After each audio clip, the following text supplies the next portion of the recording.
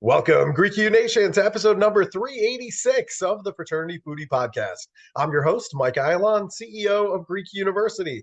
I'm a speaker and an author. Our third book is called From Letters to Leaders, Leveraging Your Fraternity or Sorority Experience to Land Your Dream Job. So go and pick up that book on Amazon today. We call these episodes the Fraternity Foodie Podcast because there is nothing like great food to bring college students together. Fun fact, I took a yoga class as my gym class requirement at the University at Buffalo for my undergraduate degree. And I have to tell you, this was the best decision that I've ever made. The instructor taught us how to relax every single part of our bodies at the end of every single class. And I still use those techniques today, 25 years later, to go to sleep at night in a matter of seconds. So let's talk more about trauma-informed yoga today on our show. Nicole Byars is the founder of Honest Yoga. She is a struggling overachiever turned yoga educator and studio owner. Not to be dramatic or anything, but yoga saved her life. If we rewind a decade, you would find Nicole struggling with an eating disorder while balancing first-time motherhood and an unhappy marriage. Yoga was ultimately what got Nicole through that challenging time. She ended up getting her teaching certification, started training other teachers, and she built Honest Yoga to be a space for all of us to heal, evolve, grow, and thrive together. Welcome to the show, Nicole. Thank you so much, Michael, for having me. I am very excited to be here.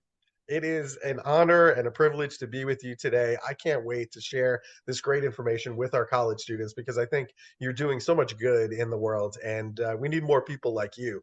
Now, you decided on Arizona State University for your undergraduate experience. There is no question this is one of the most beautiful campuses in the entire country. So what made you decide that Arizona State was the place for you? Well, first, let me tell you, I am from Minnesota. So you can imagine how cold it gets here in Minnesota. So I needed to go somewhere warm. So really, I mean, it wasn't anything very strategic. I just wanted to get out of Minnesota. I wanted to get into the warmth. My grandparents lived there, so I was very familiar with the area and visiting them a lot. Their campus, like you said, was gorgeous. It was beautiful. And it was a really big school. And what I loved about it, even though it was so big, it also kind of was encompassed in a little box at the time. So it didn't feel so big. So I loved the campus, and they had a really good business school. And so because I graduated with a finance degree. So yeah, weather, that was the big one for sure. So you Yeah. made the right decision. I made the wrong decision. I went to the University at Buffalo so I can be in 6 feet of snow, something ridiculous. And I'm dreaming about going to school at Arizona State. You see, you made the right decision. I made the wrong decision. That's all I have to say about that. It wasn't until I was later in life that I decided to move to warmer climates. Well, okay, so hold on though, Michael. Let me tell you something though. I will say I lived in Arizona for 7 years. Yeah. I missed the 4 seasons. I missed the cold. I did miss the snow. I thought I would never say that, but until you leave it and you don't have it, I think you have a newfound gratitude for it once you're away from it. So I'm Makes sure sense. it wasn't a bad decision, but Yeah, I get it. I have a little bit of the 4 seasons. I live in Nashville, Tennessee, so it's not like it gets super cold in the wintertime, but just there's that one day, right, where it's cold. And I'm like, all right, we've had enough time to warm up. yeah, totally. All right. So, what's really interesting about your story is that you were admitted to an eating disorder treatment center back in 2007 when you were really close to taking your own life. So, what was going on at this particular point in your life? And what did you find in this facility when it came to things like eating plans and exercise? Sure. So when I was admitted into the eating disorder program, I was 25 years old. And what led up to that was so much of your life is planned out. You go to school, then a lot of people go to college. And then after you're done with college, it was just kind of like, boom, here's real life. And at the time, I was working at a corporate job. I am a driver. I am a pusher. I also like to play hard too. So once I was 25, I felt very out of control. And the eating disorder was a way for me to find kind of control in my life. Obviously, it was a very unhealthy coping mechanism to find control. Now, I didn't realize until probably almost 15 years later, there was a lot more underneath the eating disorder, which stemmed from childhood trauma. So that at the core of like any addiction, eating disorders, alcohol addiction, drug addiction, there usually is some sort of trauma at that core that needs to be healed. When I was 25, that childhood trauma, I wasn't necessarily addressing at the time because I didn't really know that it was there. But really, what pushed me over the edge was this feeling of being lost and out of control. And again, the eating disorder, I was anorexic. So I would restrict my calorie intake, and then I would also overexercise. So this particular place that I went to for treatment, it was a holistic. And when I mean holistic eating disorder treatment center, there was a lot of emphasis on mindfulness. It was the first time that I was introduced to yoga, which I hated, by the way. As a person who was an overexerciser, yoga to me was stupid. That was not what I wanted to be doing. But there was that like holistic piece that really helped me. With my eating disorder, it was really, I was at war with my body. There was a lot of hate there for myself. With this holistic approach at the eating disorder treatment center that I went to, it was really about connecting with yourself again. It was about loving on yourself again. So the yoga practice that was taught to us at the program was more of a trauma-informed practice. And when I say trauma-informed, there wasn't a lot of movement. And I will never forget the moment where I fell in love with yoga. We were standing outside and it was a beautiful sunny day. And we were doing yoga outside, and the teacher asked us to just stand on the grass. And she called it Tadasana, or mountain pose. So we stood on the grass, and she just really talked us into the present moment. She had us like paying attention to how the warmth felt on our skin, the sun. And in that moment, and I just stood there, for the first time in so long, I actually felt connected to myself. And I actually felt like this deep sense of love for myself that I had not had for so many years. And I just began to like sob. I just began to cry because I felt finally like I was connected to something also bigger than myself. Wow, that is an incredible story. Call me clueless, but I don't understand necessarily the difference between yoga and trauma-informed yoga. So, like, talk to us a little bit about the differences between those two and how ultimately this became your lifeline. Sure. So, yoga sometimes can get a bad rap, and it really depends on the teacher. Trauma-informed yoga is less about the physical movements. You are still moving in a trauma-informed class. The emphasis in a trauma-informed class is really about present moment experience, which yoga classes also teach that as well, like getting into the present moment by using the physical practice as a tool to kind of tune into the present moment. So there's that piece that's kind of similar. But what's different in trauma-informed yoga is there's really this empowerment piece where you make decisions that feel really good in your body. So there's a lot of choice making that is encouraged in a practice.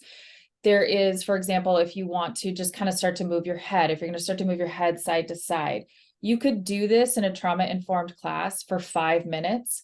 And the instructor will talk about just really connecting with yourself and notice like how it feels to move your head to one side. And Does it feel better to make bigger movements or to pause? So there's always this like choice making that's involved in trauma-informed yoga. And a lot of times trauma-informed practices are only 10 to 20 minutes. So a lot less emphasis on the physical practice, like a warrior two or, headstand or whatever in a yoga class. And there's a lot more emphasis on just slowing down and making choices and empowering the student to make choices that feels really good in our bodies. The problem with, I'm sorry, I'm going on a little bit of a rampage, but the problem with some of the yoga practices now, like a flow class or a power yoga class, or there's a HIIT yoga, those are really fast moving practices. And so you're moving from one movement to the next movement.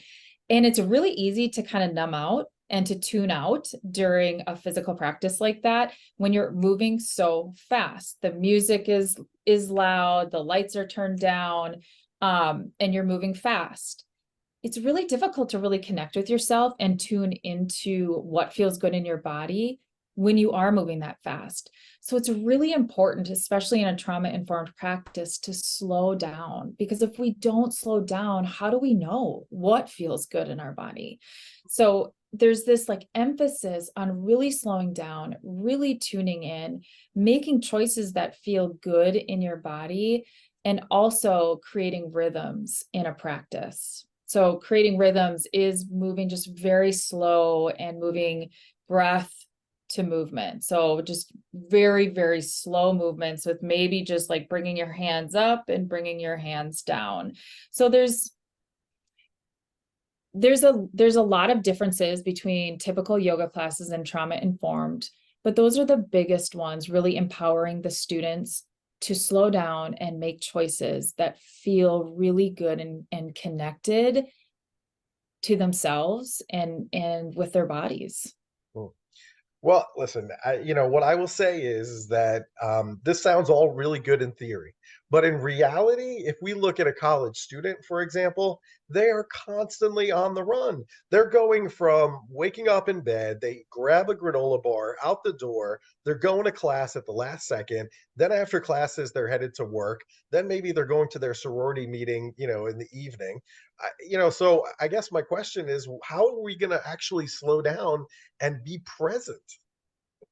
That is such a good question. And I got you. I got you. I got all your students.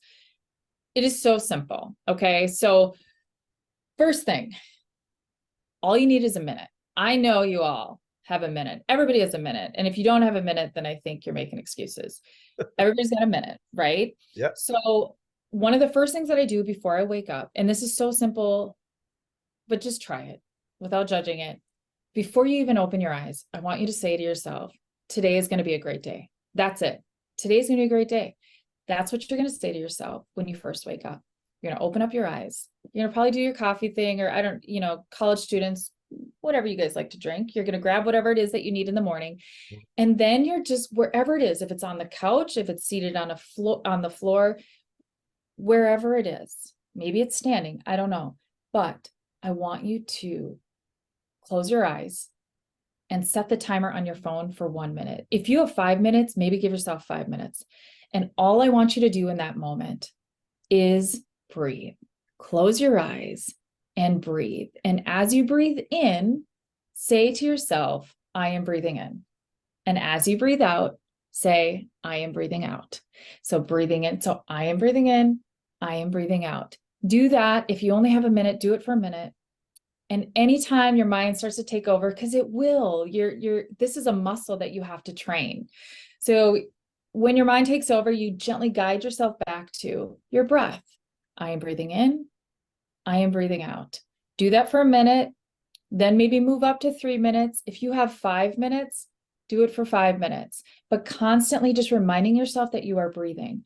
The only other thing that I wanted to add with this very simple practice is most people breathe in and out through the mouth. And when we breathe in and out through the mouth, that actually makes us more stressed. So we want to be breathing in and out through the nose. For that 1 to 5 minutes, as you sit or as you stand and you close your eyes, I want you to breathe in and out through the nose, because what that does is it activates the vagus nerve and the parasympathetic nervous system, which is basically, it just tells your nervous system that it's safe to relax. So it calms your nervous system and it just kind of relaxes you. And all it takes is a minute. That's it. And so what you'll notice is you maybe start at a minute, maybe you eventually move up to 5 minutes, 10 minutes, nothing like 30 minutes to an hour. Nobody's got time for that. I get that. Slow. Okay. We just 1 minute to 5 minutes. That's all we do every morning, because I know you have the time to do that. What you will start to see is you're going to start to see that very simple practice kind of start to sprinkle into your day. You'll start to notice maybe a tree as you're walking down to your classes. You're going to start to notice something that you've never noticed before. And you're like, wow, has that tree always been there? That kind of starts to translate into your everyday life. And you start to notice very simple things that you never noticed before because you were never that present. So it will start to trickle into your life. And that's all that it takes. That's very doable. I think every college student has a minute to do that exercise. I think that's a great suggestion.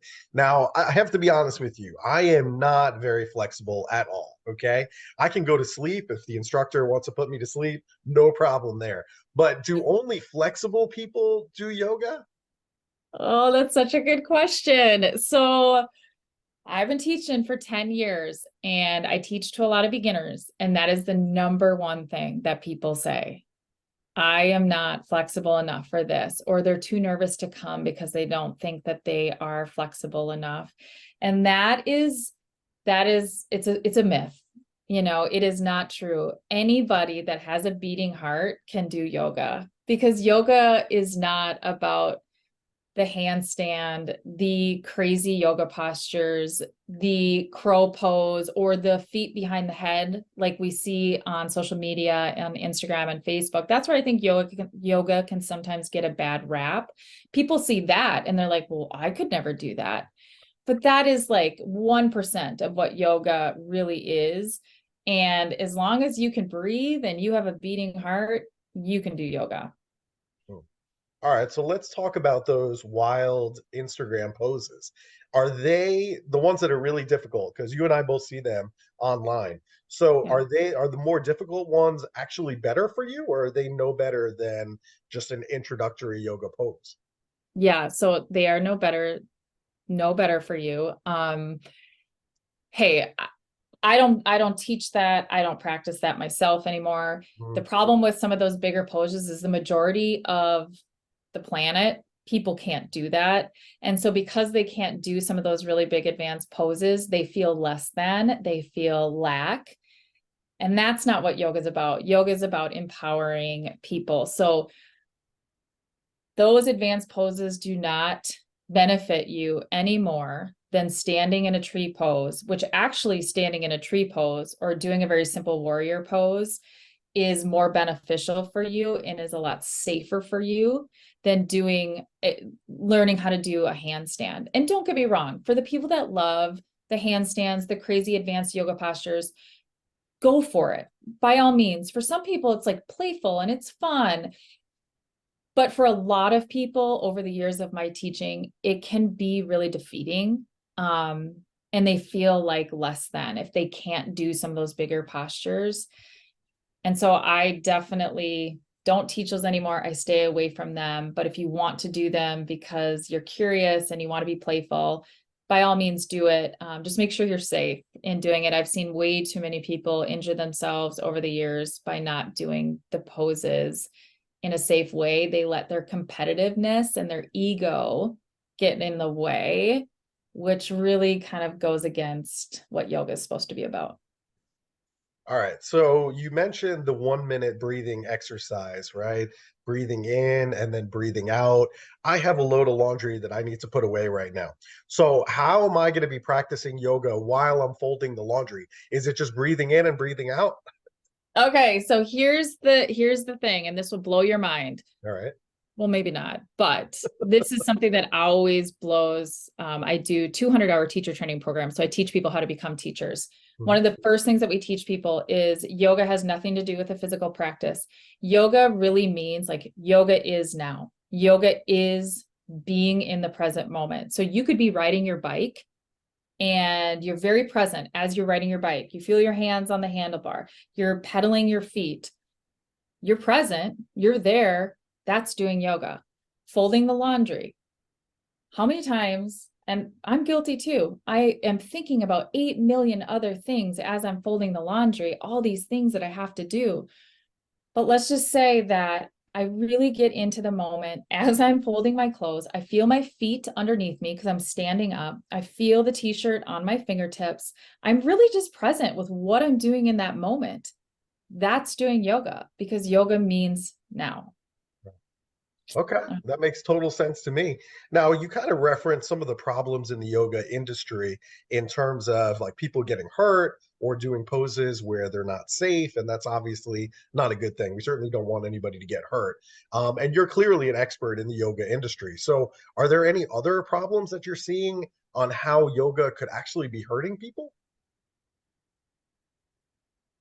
Um, I'm not really, I think that for certain people that have complex trauma Mhm.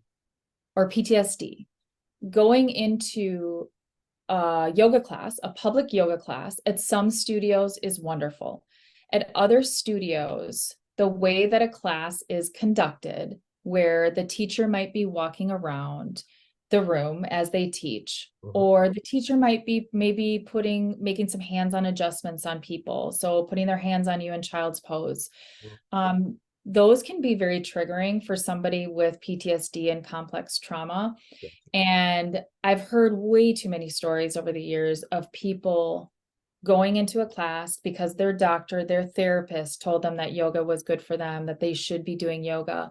And then they go into a studio where the teacher is walking around, where the teacher is in control and telling people what to do. And if you're a trauma survivor, that can be a big trigger too, because you're kind of taking away the power to the student.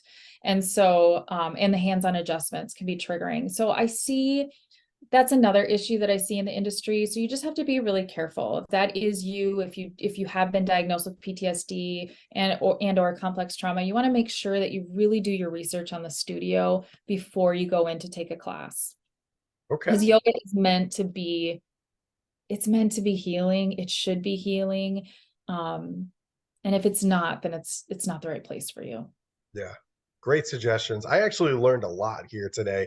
I really knew absolutely nothing about trauma informed yoga. So I'm really, really glad that you shared all this information because I know there's a lot of listeners out there just like me that really had no clue whatsoever. So I'm super happy that you were able to share that. Now, the one thing that I will tell you is one of my weaknesses is good food. I love good food.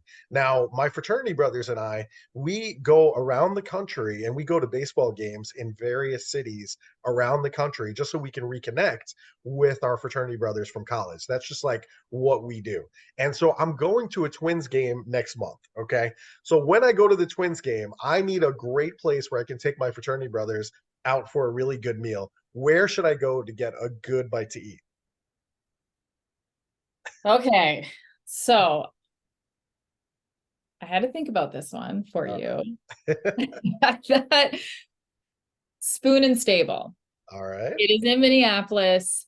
I have not, so truth be told, I live an hour outside of the city. Yeah. You don't see me going into the city that much anymore. I will say, like, Cowboy Jack's is right by the Twin Stadium. It's a good bar, bar food. Yeah. Highly recommend going there. All right. But also if you want like a really good meal and you are obviously a foodie, Yep. go to Spoon and Stable. All right. I'm going to check it out. I'm going to let you know what I think. I'll probably check out both places because I'm sure we're going to need a drink while we're watching the game. So Of that course. should be a lot of fun. Of All right. course.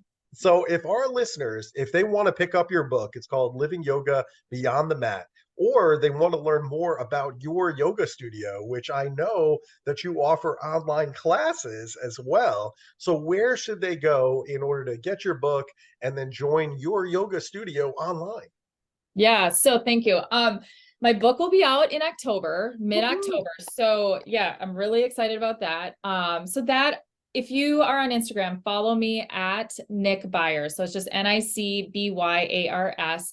That's where all of that information will come out about when the book is coming out and where it can be purchased and all that good stuff. So follow me on Instagram, Nick Byars.